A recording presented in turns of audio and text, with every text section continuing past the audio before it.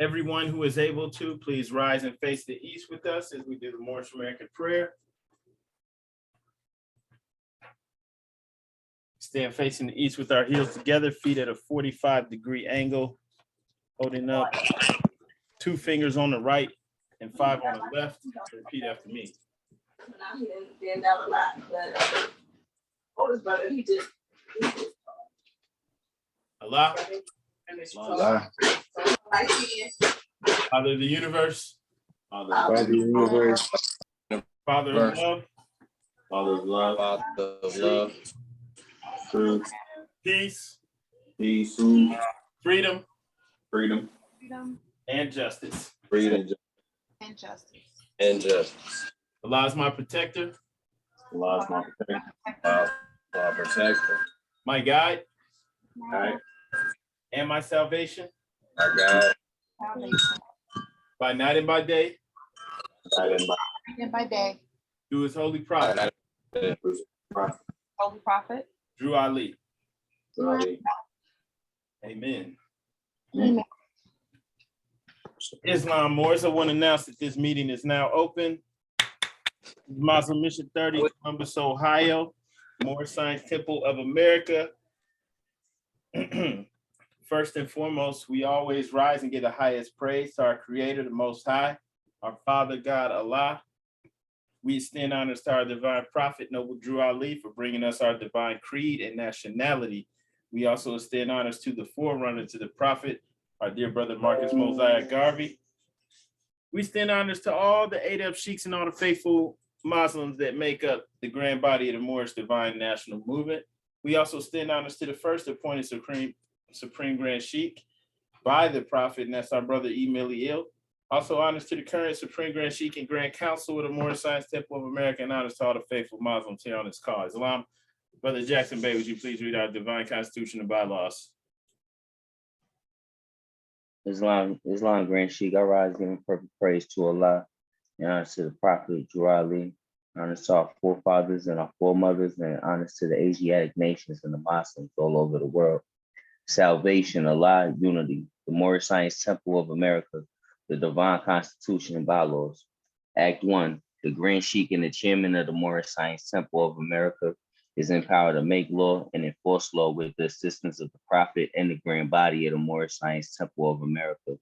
The Assistant Grand Sheikh is to assist the Grand Sheikh in all affairs if he lives according to love, truth, peace, freedom, and justice, and it is known before the members of the Moorish Science Temple of America. Act 2, all meetings are to be open and closed promptly according to the Circle 7 in love, truth, peace, freedom, and justice. Friday is our holy day of rest because on a Friday, the first man was formed in flesh, and on a Friday, the first man departed out of flesh and ascended unto his Father God Allah.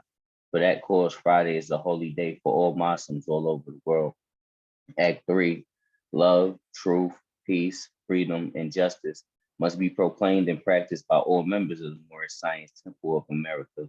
No member is to put in danger or accuse falsely his brother or sister or on any occasion at all that may harm his brother or sister, because Allah is love.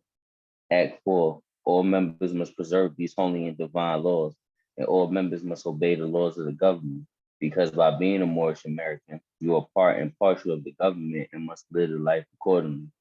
Act 5, this organization of the Moorish Science Temple of America is not to cause any confusion or to overthrow the laws and constitution of the said government, but to obey hereby. Act 6, with us, all members must proclaim their nationality, and we are teaching our people their nationality and their divine creed, that they may know that they are part and partial of this said government, and know that they are not Negroes, colored folks, Black people, or Ethiopians, because these names were given to slaves by slaveholders in 1779 and lasted until 1865 during the time of slavery. But this is a new era of time now, and all men now must proclaim their free national name to be recognized by the government in which they live and the nations of the earth. This is the reason why Allah, the great God of the universe, ordained Noble Drew Ali, the prophet, to redeem his people from their sinful ways. The Moorish Americans are the descendants of the ancient Moabites whom inhabited the northwestern and southwestern shores of Africa. Act 7, All members must promptly attend their meetings and become part and partial of all uplifting acts of the Moorish Science Temple of America. Members must pay their dues and keep in line with all necessities of the Moorish Science Temple of America. Then you are entitled to the name of faithful. Husband, you must support your wife and children. Wife, you must obey your husband and take care of your children and look after the duties of your household. Sons and daughters must obey father and mother and be industrious and become part of the uplifting of fallen humanity. All Moorish Americans must keep their hearts and minds pure with love and their bodies clean with water. This divine covenant is from your holy prophet, Noble Drew Ali, through the guidance of his father, God Allah. Noble Drew Ali, founder, Moorish American prayer, Allah, the Father of the universe, the Father of love, truth, peace, freedom, and justice. Allah is my protector, my guide, and my salvation by night and by day, through his holy prophets, Ali. Amen. The Moorish Science Temple of America, home office of Noble Drew Ali, home office, Chicago, Illinois, USA. Islam, Islamism. Happy Holy Day, Moslem. Gratitude, brother. All right. Brother Kobe, would you please read the writ to the prophet? Islam, Grand Sheikh, I rise and give perfect praise to the great God Allah. Rise and give honors to our prophet. Noble Drew Ali, rise and give honors to the forerunner, Marcus Messiah Garvey. Rise and give honors to all ills and bays, all Muslims on the call, all Muslims on the planet. To the members of the Moorish Science Temple of America, Islam, this is instruction from your prophet, Noble Drew Ali. Be faithful to your forefather, divine and national creed, that you will be blessed for your good deeds that you sow in the flesh. Allah is the one that judges the world, and his judgment is on now, but the weak can comprehend it not. The end of times are drawing near, so says Allah to his divine prophet, I Noble Drew Ali, and that is why many hearts have turned to stone. Many have eyes to see, but cannot see, ears to hear, but cannot hear, lest they'll be confounded of their sins. These are the trying hours now, dear Moors, and every evil spirit is moving, and they are trying every weak mind to overthrow and drag out the true foundation that has been laid, and it caused confusion in the minds of the ones that do believe. But if you have the true love of Allah and the spirit of your forefathers, you fear not what you hear or see, but will sacrifice the utmost of your very life to protect your movement and your prophet. Watch your enemies, dear Moors. Your enemies are the ones that speak against your prophet and ridicule him to the very lowest, and the ones that speak against your divine and national principles of your temples. Act accordingly, and Allah will bless you for your good work. Peace, your divine prophet, Noble Drew Ali. Prophet warns all Muslims to be read in every meeting. I hereby inform all members they must end all radical speeches while at work, in their homes, and on the streets. We are for peace and not destruction. Stop flashing your cards at Europeans. It causes confusion. Remember, your card is for your salvation. Failure to obey these orders will be a severe consequence. We are for love, truth, peace, freedom. And when these principles are violated, justice must then take its course. Any member or group of members who hold malicious feelings towards our prophet or the temple or violate the divine covenant of the Moorish movement will receive their rewards from Allah for their unjust deeds. All true Moors will and must obey the law laid down to them by their prophet. If they lose confidence in their prophet, they should turn in their card and button, cease wearing their turban and fez, and return to the state where I, the prophet, found you. This is a holy and divine movement founded by the prophet Noble Drew Ali, and the prophet is not right, the temple is not right. The prophet therefore is sending out a divine plea to all Moorish Americans. They do their part in protecting the prophet and the temple. This is an everlasting movement founded by the prophet through the will of Allah to redeem his people from their sinful ways. Peace, Noble Drew Ali. To be proclaimed in every meeting. Islam, I am glad to know I have a few faithful Moors among you all, and I desire for them to know the truth and the divine truth. There's a host of jealousy about me and the movement now by the same people of our side of the nation that claimed that I was a joke and unreal. But now, since they found out from the government officials and the nations of the earth that this is the only sole foundation that all Asiatics must depend upon for their earthly salvation as American citizens, they are working every scheme that they can to disqualify me so they may take charge of the situation. I have notified all these things to you long ago in the past. It is through the faithful Moors that attribute to the movement and uplifting funds. The ones that pay their divine respects to me and the movement will be remembered. That is why I'm calling upon all faithful Moors to increase their faithfulness to me, your prophet, and your divine Moorish movement. I need finance, and I need it badly. Never before have I needed finance so badly as I do at present, so I can shove aside the discord that is facing the nation. It all comes through jealousy because of my fame and nobility. The nations of the world will not recognize the movement without I, the prophet, being head. It has been proven by my works, which I have performed in the past few years. Prophet, Noble Drew Ali, Islam, Islam, Islamism. Happy Holy Day, Muslims. Gratitude, brother. Sister Lachey L, would you please read our additional laws? Islam. I rise to give all praise to the great Father God Allah, honors to the Prophet Noble Drew Ali, honors to the forerunner Marcus Messiah Garvey, honors to all Muslims on the call and all Muslims around the world. Questionary and additional laws for the Moorish American by the Prophet Noble Drew Ali. Act 1. Grand sheikhs and governors and heads of all temple, all business. Each said temple must be approved by the Prophet Noble Drew Ali. Before acting upon by any members, let it be finance, property, or any line of life that will cause the members to sacrifice finance, etc., that will call to support of any group of members. Any former officer that violates these laws is subject to be removed from his office under a heavy restriction, etc., by the prophet or the grand sheikh. Act 2.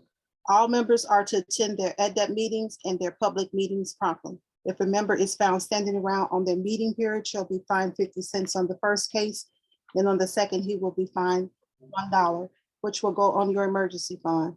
If member is working, his monthly dues must be paid, and if he has money in the bank, he must subscribe for as much as he is able to the Moorish uplifting funds, because it takes finance to uplift the nation. Act 3. It is the lawful and divine duty of every good member, if he is able in finance, to aid me in saving the nation. And if he does not, he is an enemy to the cause of uplifting his own people, and justice must catch you. Let it be he or she according to love, truth, peace, freedom, and justice, as I have the power invested in my hands, and I will have to enforce the law in order to save the nation. Act 4. All members, while up making a public speech, must not use any assertion against the American flag or speak radical against the church or any member of any organized group, because we are to teach love, truth, peace, freedom, and justice. Act 5. All members must promptly attend their meetings and send their children to Sunday school, and the teacher must conform himself to the questionnaire. And let every member exercise his 5 senses who is able to do so, because from out of your Sunday school comes the guiders of the nation. Act 6. With us, all members must proclaim their nationality, and we're teaching our people their nationality and their divine creed, that they may know that they are a part and parcel of this said government, and know that they are not Negroes, colored folks, Black people, or Ethiopians, because these names were given to slaves by slaveholders in 1779 and lasted until 1865 during the time of slavery. But this is a new era of time now, and all men now must proclaim their free national name to be recognized by the government in which they live and the nations of the earth. This is the reason why Allah, the great God of the universe, ordained Noble Drew Ali, the prophet, to redeem his people from their sinful ways. The Moorish Americans are the descendants of the ancient Moabites who inhabited the northwestern and southwestern shores of Africa. Act 7. All members must promptly attend their meetings and become part and a partial of all uplifting acts of the Moorish Science Temple. Members must pay their dues and keep in line with all necessities of the Moorish Science Temple, and you're entitled to the name of faithful. Husband, you must support your wife and children. Wife, you must obey your husband and take care of your children and look after the duties of your household. Sons and daughters must obey father and mother and be industrious and become part of the uplifting of fallen humanity. All Moorish Americans must keep their hearts and minds filled with love and their bodies clean with water. This divine covenant is from your holy prophet, Noble Drew Ali, through the guidance of his Father God, Allah. Islam. Peace and love. Happy Holy Day, Muslims. All right, Islam, and happy Holy Day. Gratitude, sister. Okay, today we're going to be speaking about chapter 47.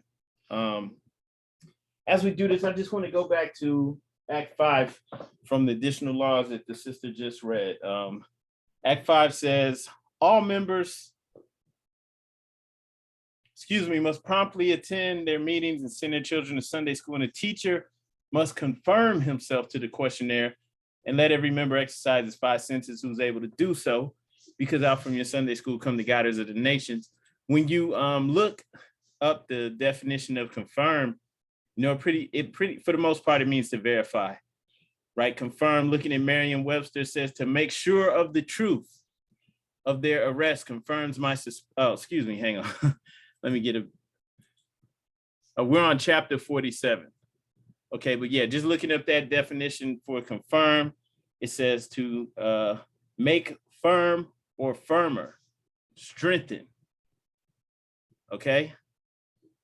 To give new assurance of the validity of, remove doubt about by authoritative act or indisputable fact.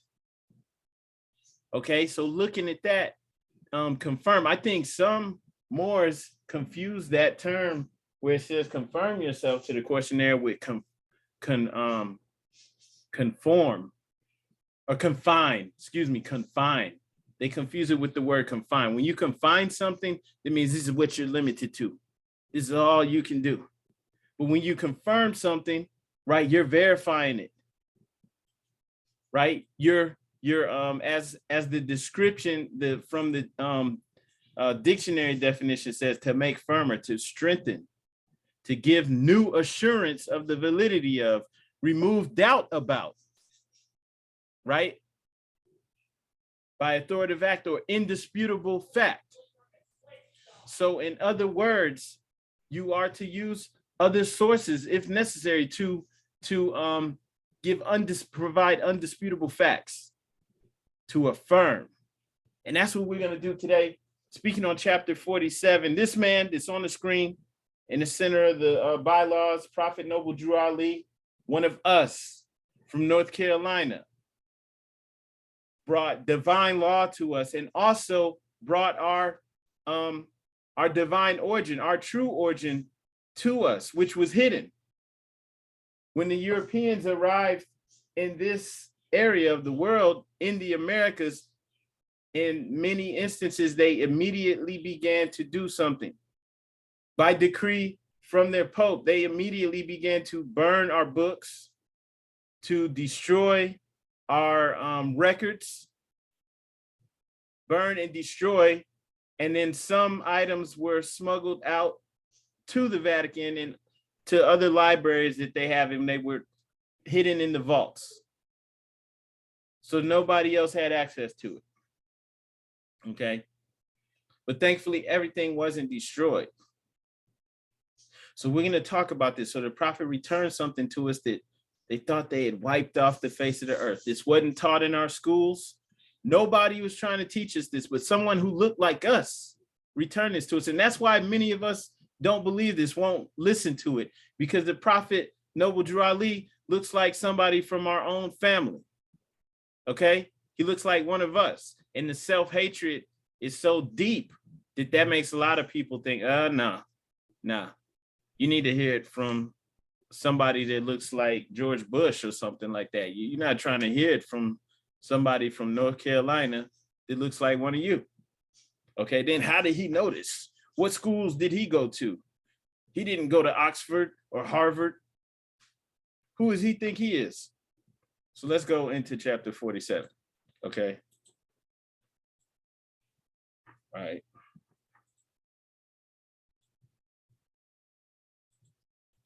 One of us who experienced, the harshness of Jim Crow era, people being lynched, attacks on our communities, all of these things that were going on, had this understanding, and he came straight to us. Okay. Now, there were people who were writing about this, but they were writing about this for their own societies, the Rosicrucian order, the Theosophical societies. They weren't giving this information to us. Okay. And we didn't have access to it. So this wasn't being discussed in our circles. The prophet brought it to us. Just trying to put this in the proper context. Chapter 47, Egypt, the capital empire of the Dominion of Africa. The inhabitants of Africa are the descendants of the ancient Canaanites from the land of Canaan. Old man Cush and his family are the first inhabitants of Africa who came from the land of Canaan. His father Ham and his family were second.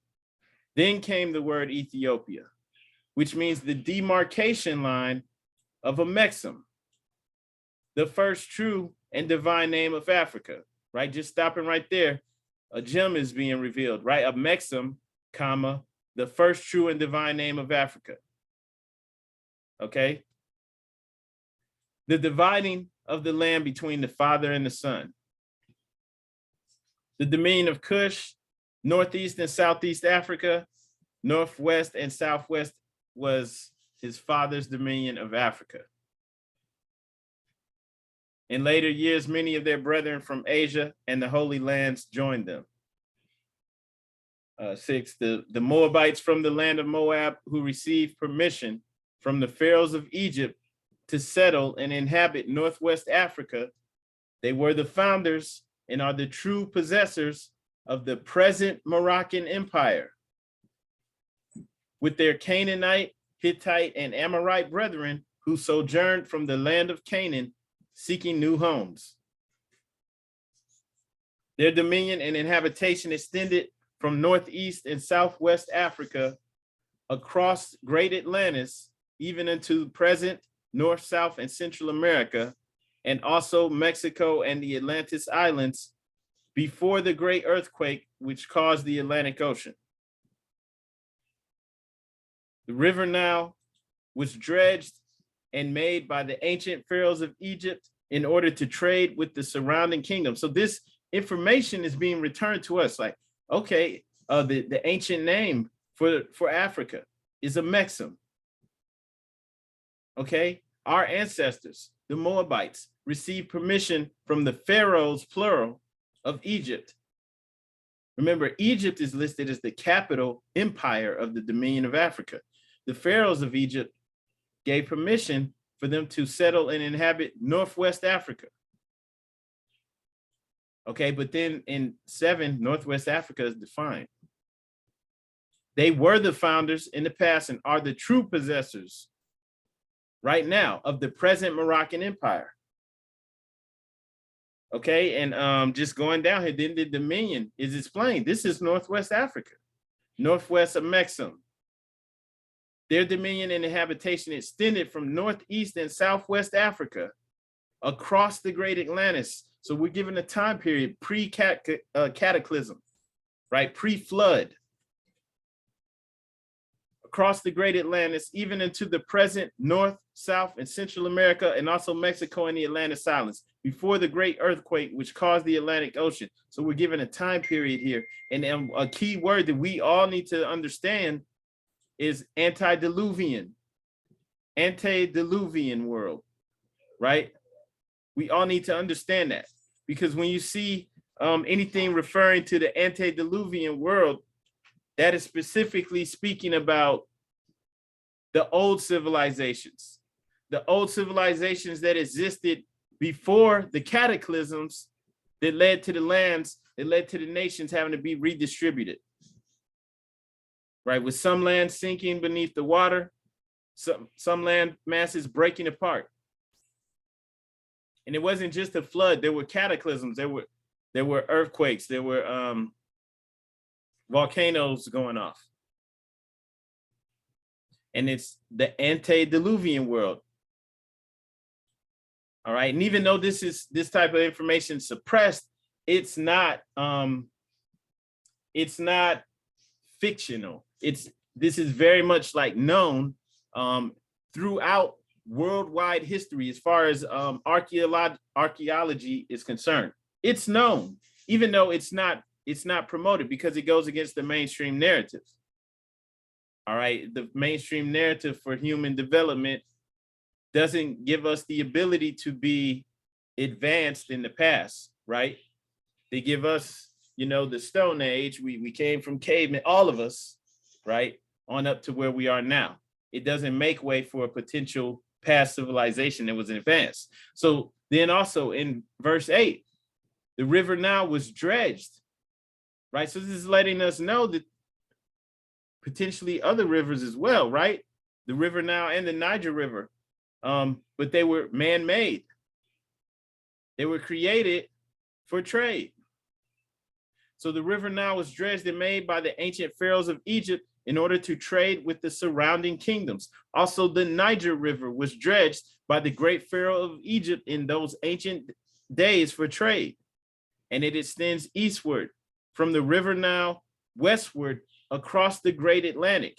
It was used for trade and transportation. And this is letting us know that, okay, this Niger River, right, extended even out into the Atlantic Ocean before, because it was there before there was an Atlantic Ocean. And this is why then you have these currents, these currents within the ocean that can still be taken advantage of for people that are sailing, that are you know, sailing across the Atlantic. There's basically river streams still running through the Atlantic to this day, right? But originally this was created, man-made, used for trade and transportation. Okay, and for sailors that understand this, they can take advantage of that so that they can travel faster and smoother across the Atlantic. So this information's not known yet. It's not common knowledge, but this was given to us back in 1928. According to all true and divine records of the human race, there is no Negro, Black, or colored race attached to the human family, because all the inhabitants of Africa were and are of the human race, descendants of the ancient Canaanite nation from the Holy Land of Canaan. Where your ancient forefathers were, you are today, without doubt or contradiction. There's no one who's able to change man from the descendant nature of his forefathers unless his power extends beyond the great universal creator, Allah himself. These holy and divine laws are from the Prophet Noble Drew Ali, the founder of the uniting of the Moorish Science Temple of America. Islam, see the brother David Sell said there's experiments with small boats. I guess recreations of the small boats from ancient Egypt, recreated in that style, and they were able to sail across the Atlantic. These holy and divine laws are from the Prophet Noble Drew Ali, the founder of the uniting of the Moorish Science Temple of America. These laws are to be strictly preserved by the members of all the temples of the Moorish Science Temple of America, that they will learn to open their meeting and guide it according to the principles of love, truth, peace, freedom, and justice. Every subordinate temple of the Grand Major Temple is to form under the covenant of love, truth, peace, freedom, and justice, and to create their own laws and customs in conjunction with the laws of the Holy Prophet and the Grand Temple. I, the Prophet Noble Drew Ali, was sent by the great God Allah to warn all Asiatics of America to repent from their sinful ways before the great and awful day that is sure to come. Okay, just letting it be known, you know, everybody may not make it or come to it. But he was sent to warn all of us, all Asiatics of America, and not to blame it on anyone else, right? We suffer because of our own sinful ways. We're the ones going along with it, right? We're the ones that, you know, committing black on black crime, shooting each other, talking about it, you know, raps, making movies about it, right? I just saw something about some new movie, some Jamaican movie, and it's like the dude, he comes to America to join his mom, and he winds up starting a gang, and they going around robbing and killing people, right? And it's like, oh yeah, wow, another hood movie about drugs and guns. Like, come on, man. So it's, you know, we suffer, we get pegged into this, but we're going along with it. We're the ones that are perpetuating it, right? So that great and awful day is sure to come. The time has come when, excuse me, when every nation must worship under its own vine and fig tree, and every tongue must confess his own. We spoke on that previously. Obviously, Christianity as being practiced here is not our own, right? All of the different denominations of Christianity, they all owe allegiance to the Pope at the end of the day. Even if they acted like they were Protestants, they were striking out on their own. They all owe allegiance, right? And they all push the agenda for the most part that is like the watered down version of the scriptures that leave out certain parts, right? It was done for political purpose to unify the European nations under one religion, right? And so, you know, it wasn't made to liberate us. Every tongue must confess its own. The time is here, even if people don't see this. Through sin and disobedience, every nation has suffered slavery due to the fact that they honored not the creed and principles of their forefathers. Okay, so at this point in time, it doesn't matter what people will say, you know, it was forced on our ancestors. At this point in time, there's no reason for us to still be practicing their religion. There's no reason for us to have blue and, you know, contacts and blonde hair and to, you know, there's even people lightening their skin and, you know, doing all of this mess. There's no reason, right? We suffer for our own deeds, going along with this and going along with the culture of Western civilization, Western society, right? It's not sustainable. It's only about gratifying the lower self, the carnal nature.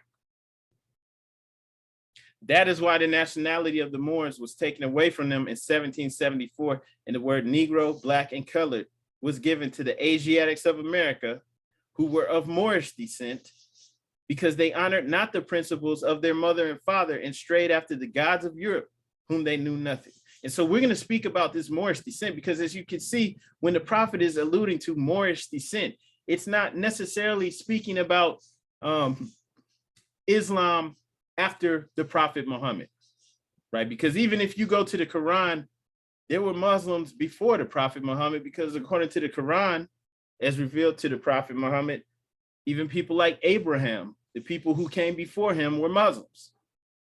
So in actuality, this is something that, you know, predates him, because if you really look at Islam, that root word means peace, you know, being at peace, making this a way of life, being at peace, at oneness with the universe, with your companions, with nature. That's universal.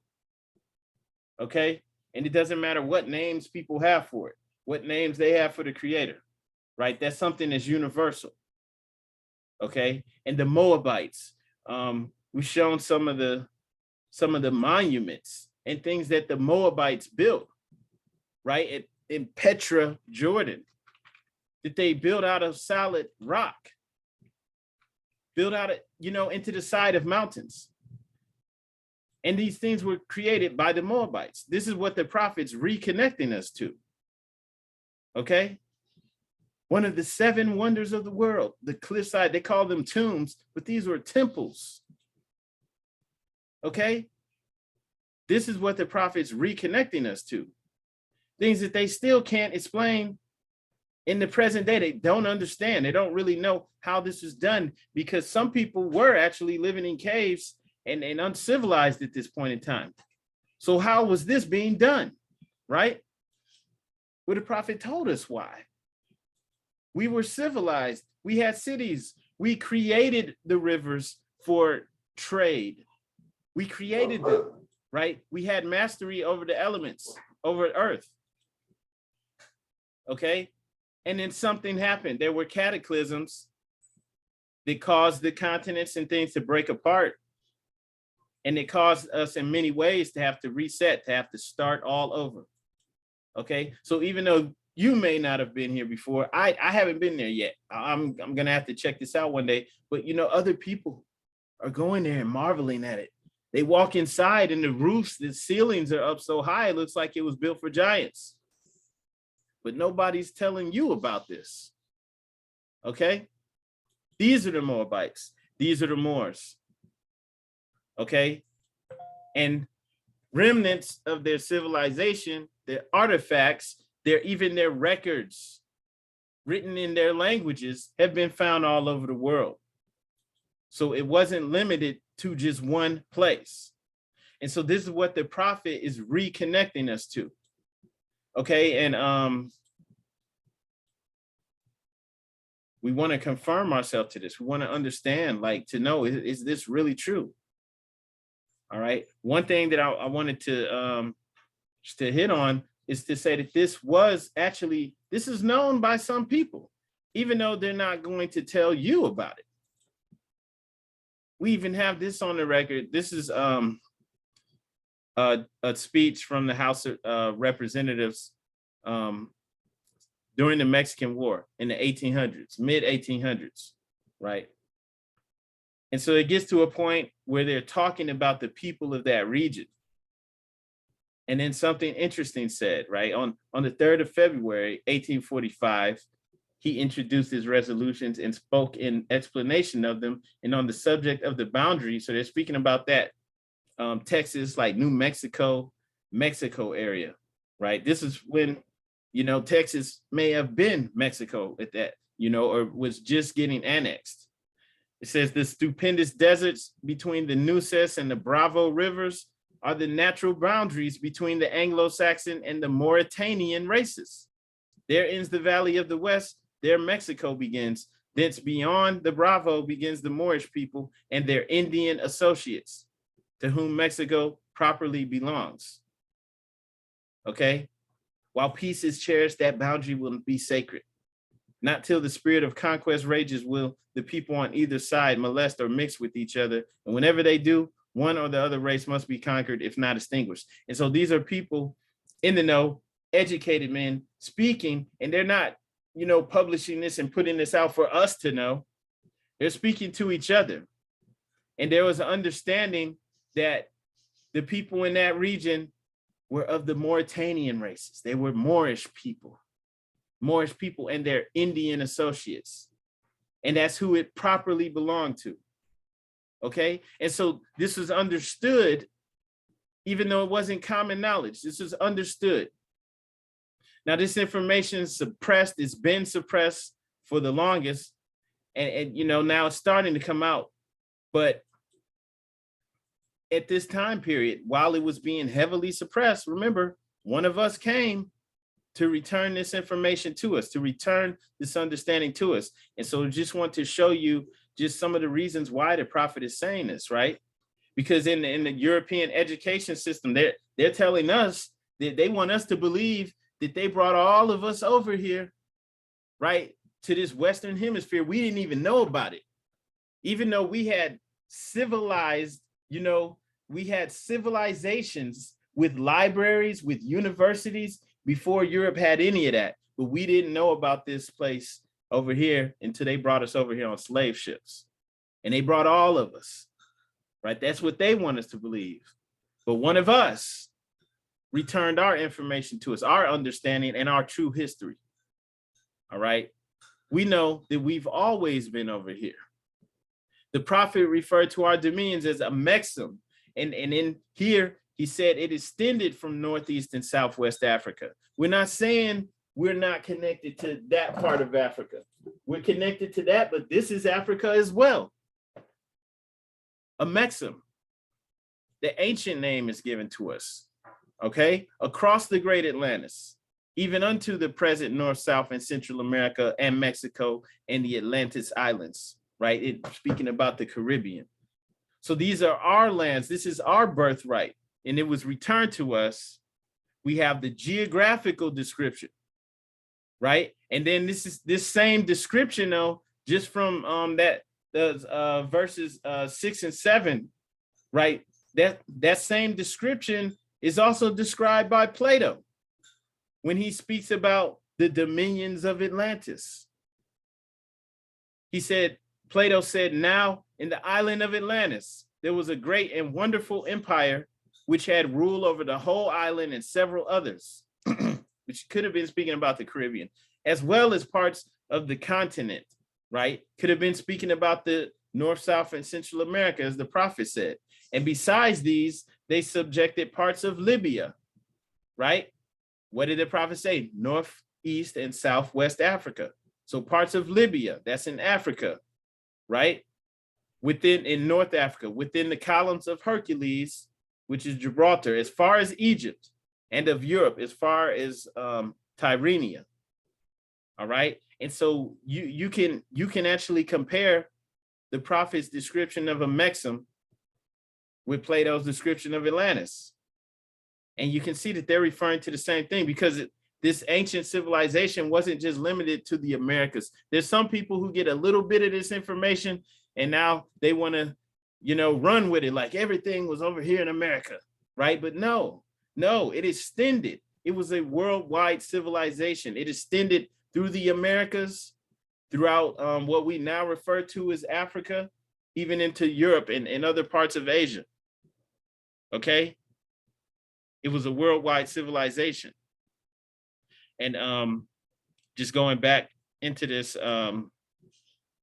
you can actually like superimpose Plato's description with the prophets, right? So something happened. And the prophet tells us the great earthquake, which caused the Atlantic Ocean. Now, how or why is this even important? It's not just about, some people speaking in the House of Representatives about referring to the Mexicans as being of the Mauritanian race. No, it goes far deeper than that. Okay. And let me share something else with you.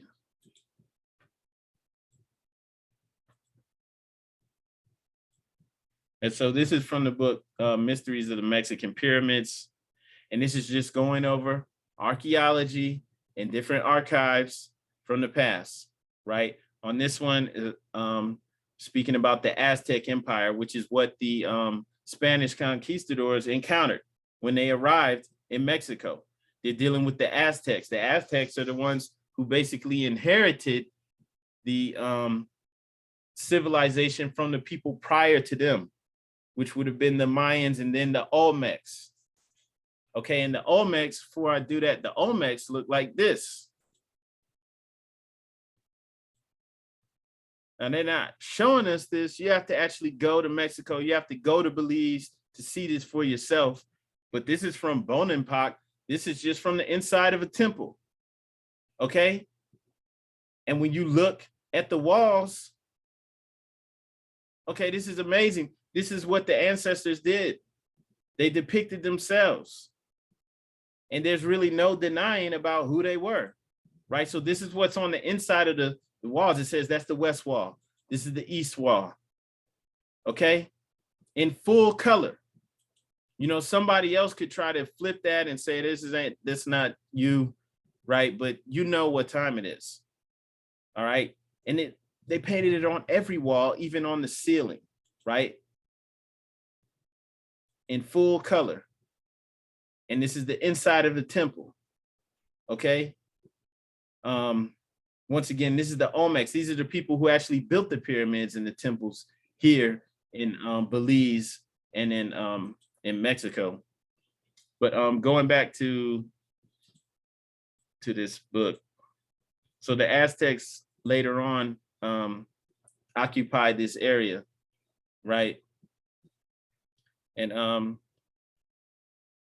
it is speaking on the leaders like Montezuma, right? There's something I specifically wanted to speak on to investigate how his ministers executed their office. Montezuma would disguise himself and then go about his realm incognito. Montezuma told Cortez and his forefathers, he told Cortez that his forefathers had come from a land far away called Aztlan. Okay, this is what Montezuma told Cortez. Where there was a high mountain and a garden inhabited by the gods. So this is what they recorded, Cortez and them, when, from their interactions with the indigenous people, with the indigenous king, Montezuma, saying that his forefathers came from Aztlan. Aztlan sounds a lot like Atlas. The Atlas Mountains are where? In Mauritania. Okay, what else is in Mauritania? We have the Recoc Structure, but we'll get to that later. They describe this. This is the other thing. They describe this Recoc Structure, which is in Mauritania, where you have these rings, and this structure is like 50 something, maybe 60 miles wide. So it's huge. So you have like these raised rock rings, and then you have maybe flatter lower land in between each ring, going to a ring in the then you have like a small landmass in the middle. Okay, but that's not it, because they actually described that structure, and this is important to notice, because no one else is going to teach this. No one else is going to confirm this for us, right? So Montezuma's, he said his forefathers, it came from a land that they called Atlan, where there was a high mountain and a garden inhabited by the gods. Okay, and if you don't know your history, you don't know why that's important. Just going back some more on this, I believe speaking about the city of Tenochtitlan, their legends told the Mexica that white gods from the east would return to conquer Mexico, and there was no struggling against their fate, which is why they went for, why they kind of ceded their kingdom to the Europeans who were coming in. They had their own stories about white gods coming from the east. Okay, but another thing that's important to know, right? According to Aztec tradition, the city of Tenochtitlan was modeled after the lost capital of their original homeland, situated on an island in the middle of a lake, surrounded by rings of canals and interconnected dams. And the Aztecs called themselves Aztec after their mythical home in Aztlan, right?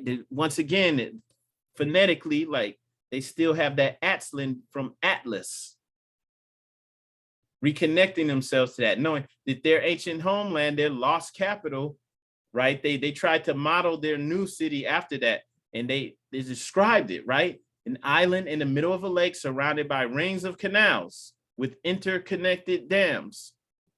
Okay, and this is important because this is the same description of Atlantis. Same description, not of the whole entire Atlantis, because there was a worldwide civilization, but of the capital. In the capital of Atlantis, you had an island, right? Surrounded by a lake or surrounded by a body of water with another rings outside of it. Each ring surrounded by a body of water, extending to the outside, right? Connected by interconnecting dams. Okay, and then we actually have this structure in Mauritania in the Atlas Mountains. All right, and then what were the Atlas Mountains named after? The Atlas Mountains were named after King Atlas. King Atlas was Poseidon's son, right? Poseidon had, if I'm not mistaken, 7 sons. King Atlas was the eldest. He gave King Atlas the best land, the choicest land, because that's his eldest son. And King Atlas was one of the kings of Atlantis, right? Hence, you have the Atlas Mountains in Mauritania to this day. And who would have known that the indigenous people over here said that this is where they came from, right? Right? Poseidon established this same thing, this island surrounded by bodies of water, each separate, or rings of land, and each one separated by a body of water, circles within a circle. And you have that in the Sahara Desert in Mauritania, and now it's called the Eye of the Sahara, or the Recoc Structure. And that in and of itself, it's amazing because you can tell that area used to be covered with water. There was all types of things going on there. Like something happened for that area to now be a desert. Okay. And nobody's really telling us this, that the indigenous described this area. They described where they came from, and they described something that's in Mauritania to this day, and even phonetically connected to it with that name Aztlan and They're saying they come from Atlan and Atlas, right? Those are connected, but that's not it. When you go to the Incan, right? The Incan people, they have this same story. Reading a little bit about just the name America, like where that name actually came from. Okay. And this is from a book that's written for the Theosophical Society. This information wasn't being written for us, right? This is from William Quan Judge, The Path, Volume 8. The Theosophical Society. It's like the Rosicrucians. This is specifically for them because they want to know this information, right? Even though this is not being taught to us, they want to understand what's really going on. And so when they're writing for each other, right? And here it says, according to profane historians, the origin of all ancient races of America is involved in darkness, right? This is what they teach to everybody, right? That they just, they were savages. They didn't have any system of writing. They were just hunter-gatherers. That's what they teach, right? That is the history, their origin is involved in darkness. Okay, while even agreeably with esoteric information, India cannot be their cradle. The roots were in Atlantis, for they were the descendants of survivors of the great cataclysms. And then this is speaking on the actual origin of the word America, right? It's known amongst the educated that it didn't come from Amerigo Vespucci as they taught us in school, right? There's no real historical connection, that there's no ground they can stand on, as it says here, to make that connection to Amerigo Vespucci. And then it's showing how different tribes throughout the Americas, different people had variations of that name, right? Americ, the name in Nicaragua for the highland or the mountain range, okay? But it gets even deeper than that. It's just known that Amerigo himself had nothing to do with that name of America. He may have been named after it, but he's not really the reason this land was called that, right? The unconquered Indians, okay, it's said by Jules Marceau, have remained the same as they were when Colombo first visited them in 1502. And you can see that in the derivation of the word, right? They all had different forms of that word in their name, right? So it's understood that, that name existed here previous to the Europeans arriving. And it's interesting here that it says, we may look confidently to the Incas for a better one. America was spelled variously on the first maps and continents as Amaraca, Amerioco, Ameriaca, Maraca, Moraca, as well as America. All right.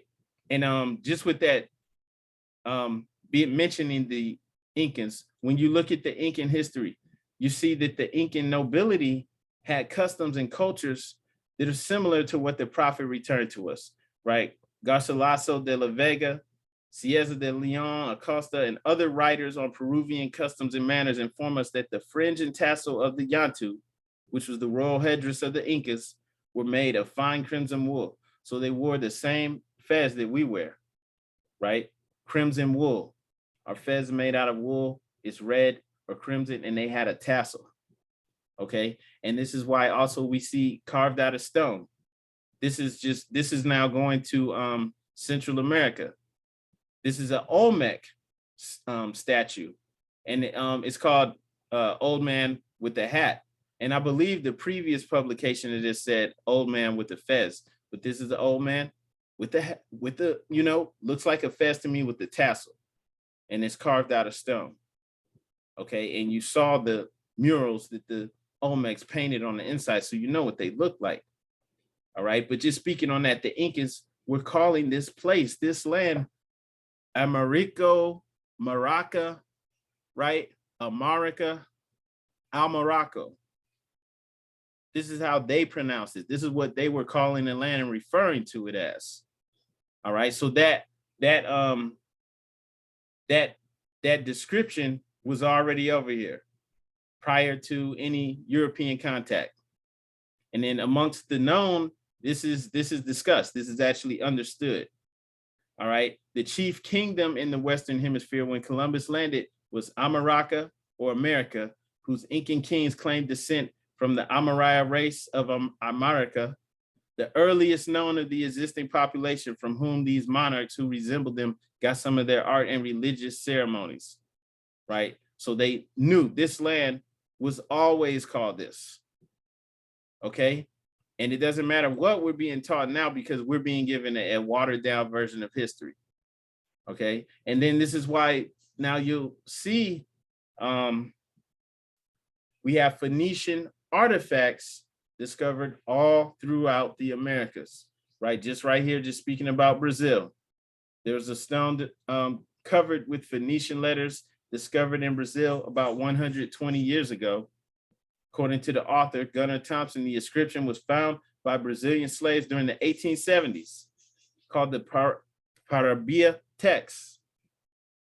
Paraíba text, okay? It recounts the voyage of Phoenician merchants who traveled from Sidon in the 6th century BC.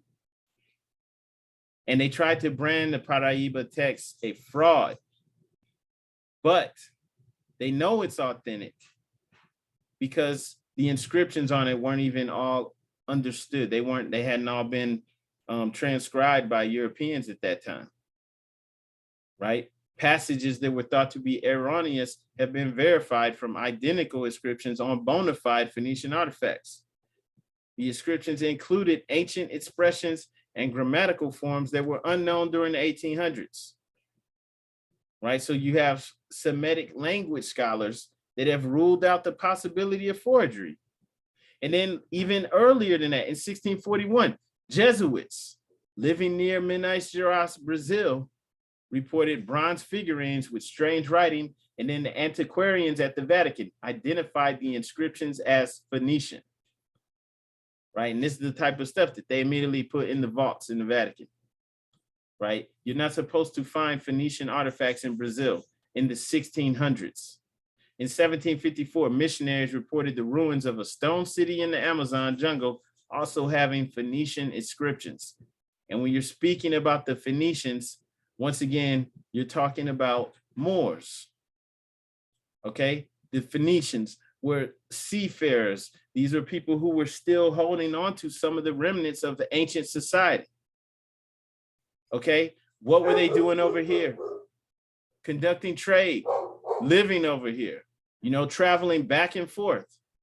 All of this happening prior to European conquest. Okay, so it's not told to us, it's not explained to us, and that's really where the Moorish connection comes. It goes way deeper than anyone could say. You know, some people may try to dumb it down. It's like, no, being a Moor means that you're the Lemurians, you're the Atlanteans. What does it say in our Quran, in the Holy Quran of the Moorish Science Temple of America? We descend from who? The creators of civilization. This is why we descend from the creators of civilization, period. This is also why it doesn't make sense to follow after anyone else, right? In chapter 12, it says, Allah never made a heaven for a man. He never made a hell. Why? Because we are creators and we make our own. So if we decide that we want to follow after someone else, someone who came after us, who doesn't have our best interests at heart, right? We're creating a hell for ourselves. We're creating hell. And that's why people suffer. It's not anyone else's fault for that. Right, in chapter 45, the divine origin of the Asiatic nations, it says the key of civilization was and is in the hands of the Asiatic nations, the Moorish, who were ancient Moabites and the founders of the holy city of Mecca. So if it was in our hands and it is in our hands and we're not playing the part, we're not stepping up and being who we truly are, then that's why the world is in turmoil. That's why the world is able to be gobbled up by this Western society which is crumbling itself. It's going down, but it's still, you know, its influence is spreading. And as it spreads, it takes down the cultures around it, right? Because Western society, Western civilization is all based on gratifying the lower self. The lower self is just the body. It's just the carnal nature. We're more than that, right? The lower self is supposed to be a servant, right? The body's consciousness is supposed to serve the higher self.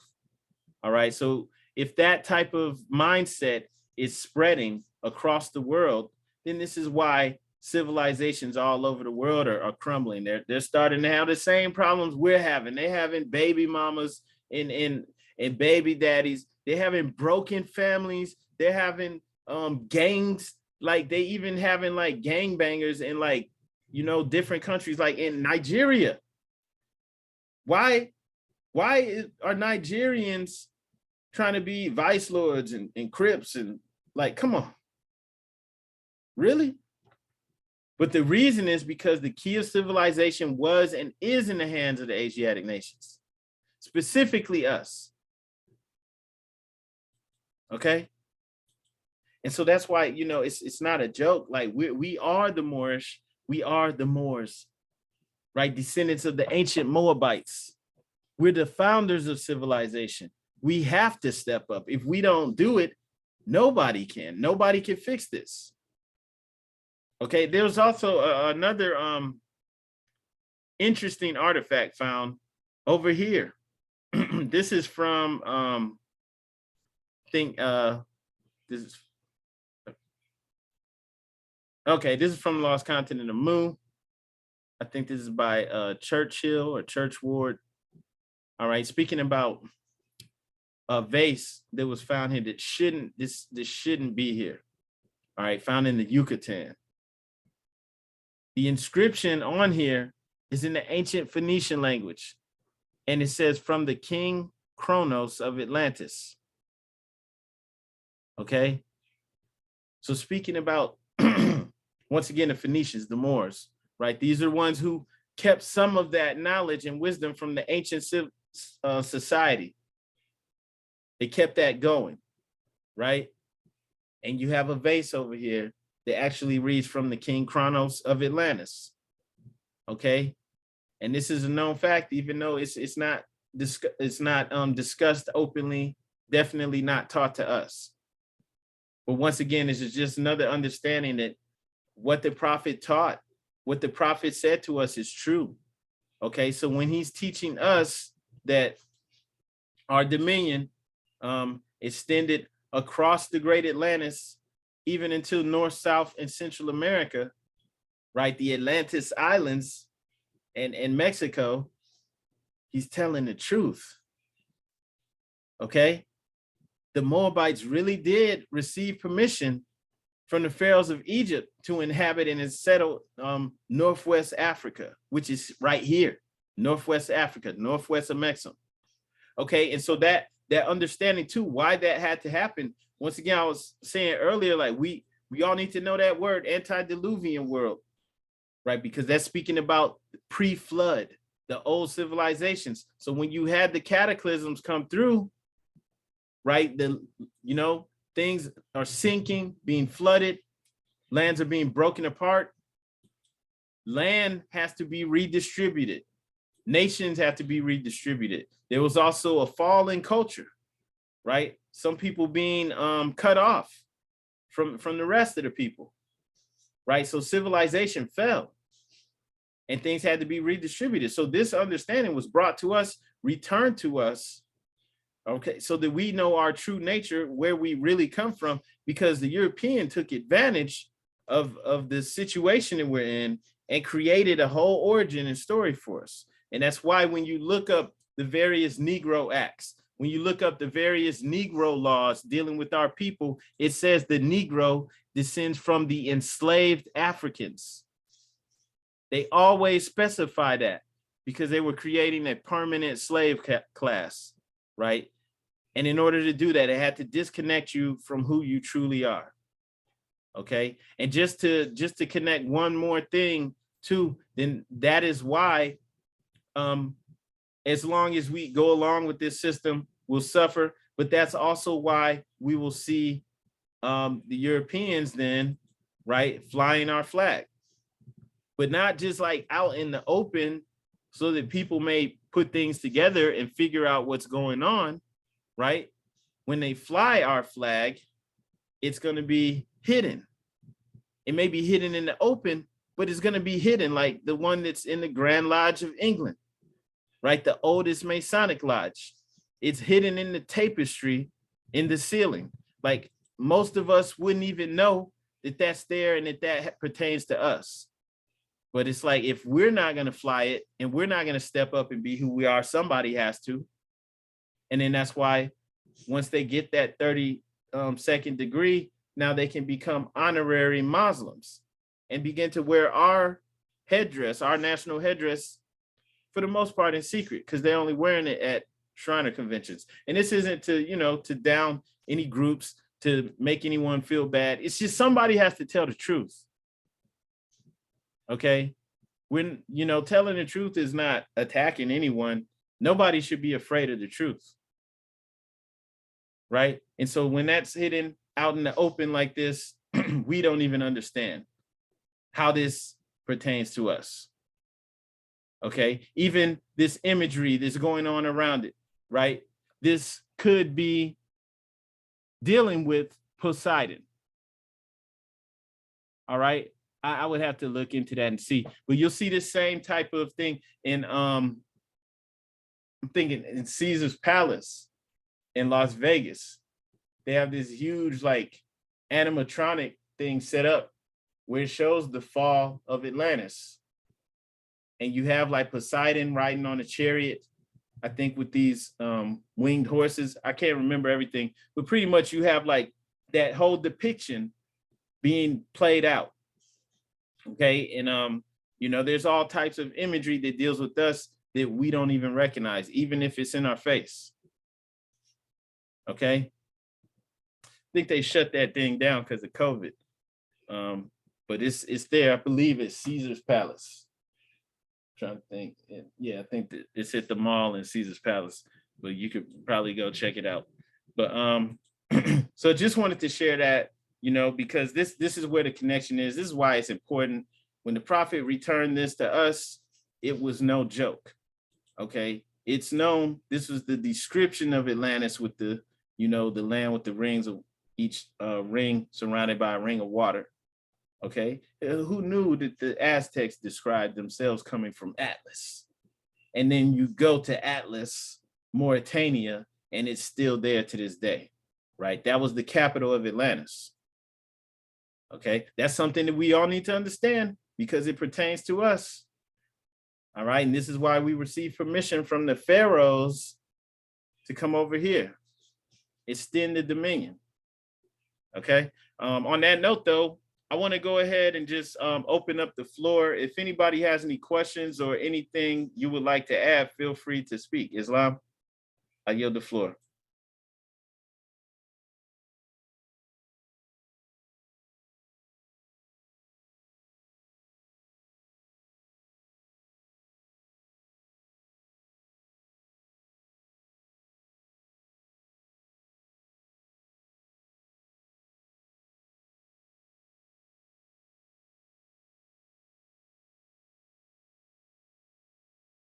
Okay, Islam, if there's no question, I did want to share this short clip real quickly. This explained a little better than I did, but just listen to this briefly. No consensus has ever been reached on where Atlantis once existed. The Recoc Structure, also known as the Eye of the Sahara, is a site that could very well be the location of the lost city of Atlantis. Relatively unknown to the world until the 1980s, the Recoc Structure is a remote geological formation located in Mauritania, Africa, in the middle of the desert. Apart from its amazing physical features and breathtaking beauty, when compared to Plato's description of the city of Atlantis, it is the best candidate for the original location of Atlantis. To fully understand how amazing this discovery is, it is necessary to decipher what Atlantis is. what the Recoc structure is, and who Plato was. By comparing the Recoc structure to the descriptions of Atlantis provided by Plato, you can begin to connect the dots and see the Recoc structure as what it may truly be, the foundation upon which Atlantis was built. But what exactly was Atlantis? Before we continue, Okay, so yeah, just wanted to share that with you. On that note, Moors, I yield the floor. If there are any questions or anyone has any comments, anything you'd like to share, feel free to speak. Islam.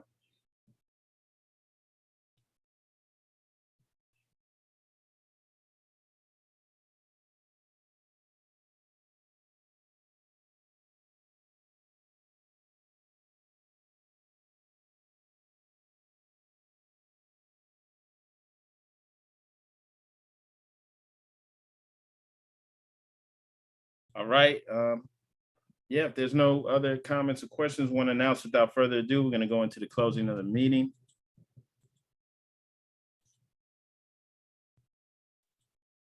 And let's read the divine warning.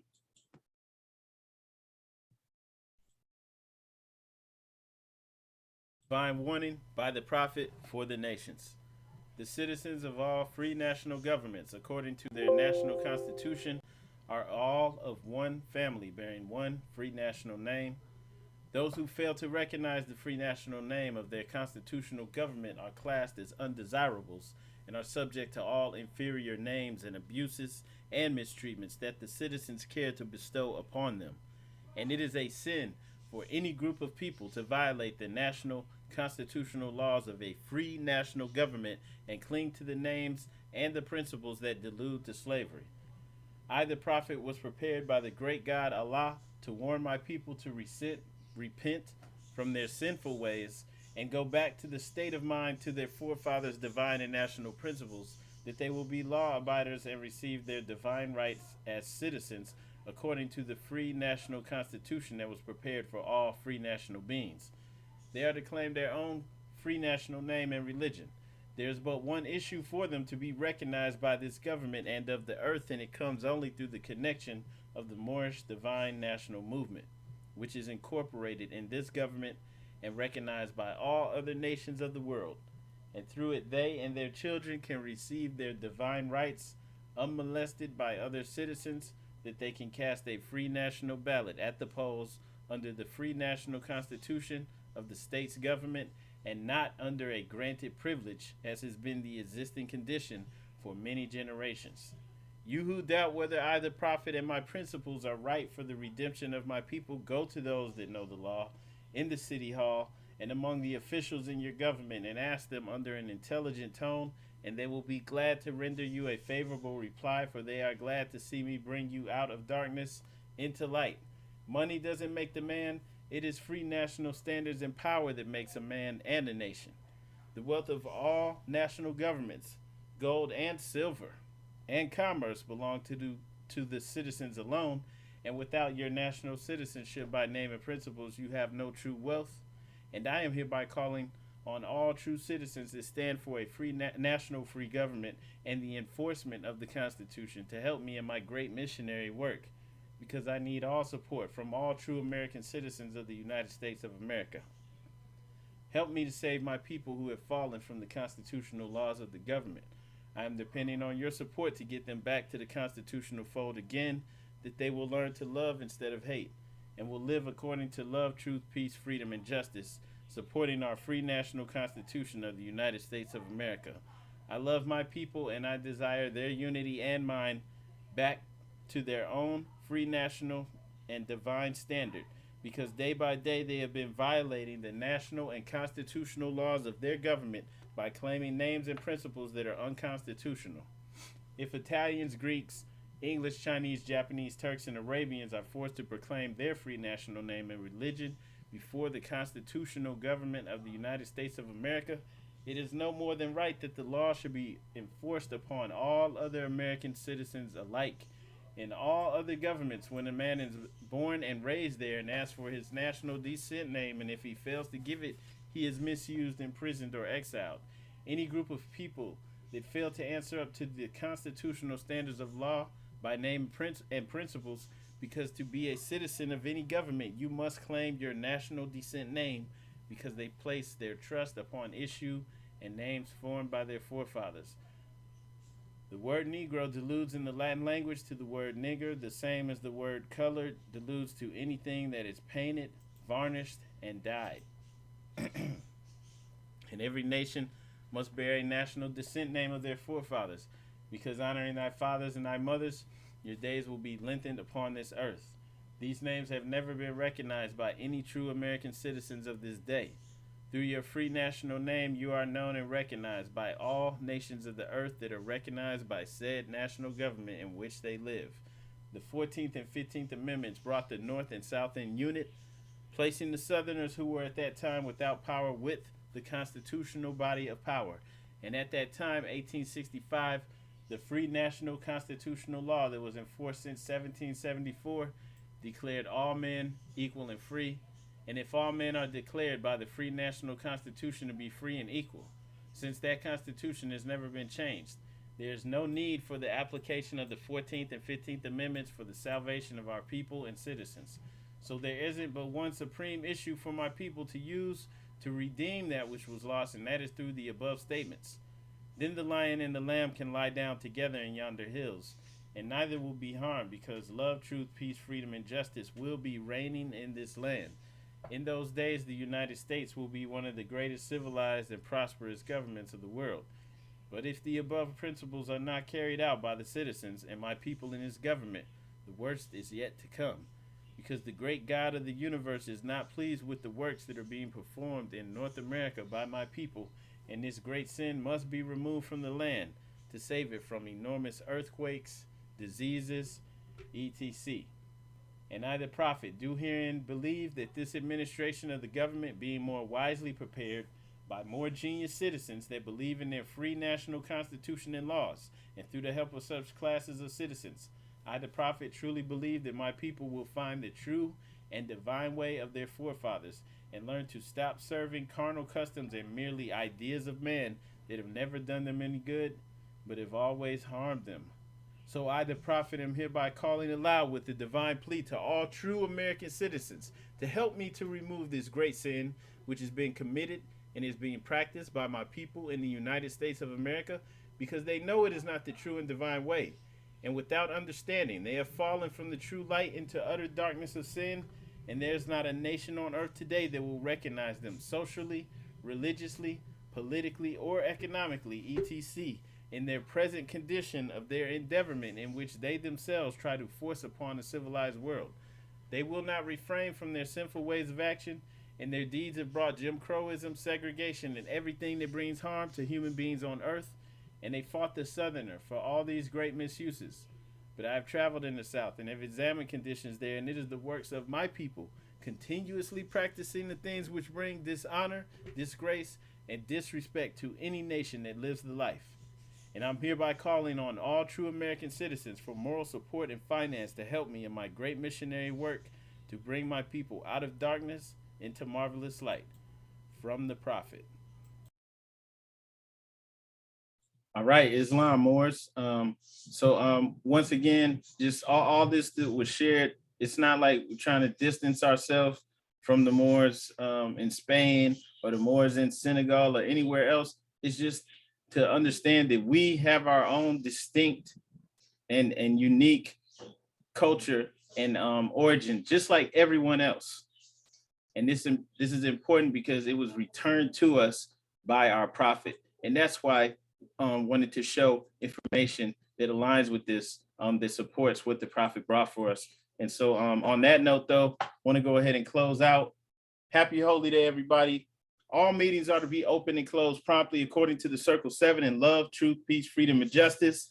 If you are able to, please rise and face the east with us for the closing prayer. You do not need to repeat after me. We stand facing the east with our heels together, feet at a 45-degree angle, and holding up 2 fingers on the right, 5 on the left. Every Moorish American should be doing this proudly, because these are ancient customs and cultures that were returned to us. Allah, bind our hearts and minds back to our ancient forefathers' divine creed and principles. We ask this in thy holy name and the seven Elohim. Amen. Islam Moors, happy holy day. This meeting is now adjourned. Happy Happy holy day. Islam. Happy holiday. Great lesson.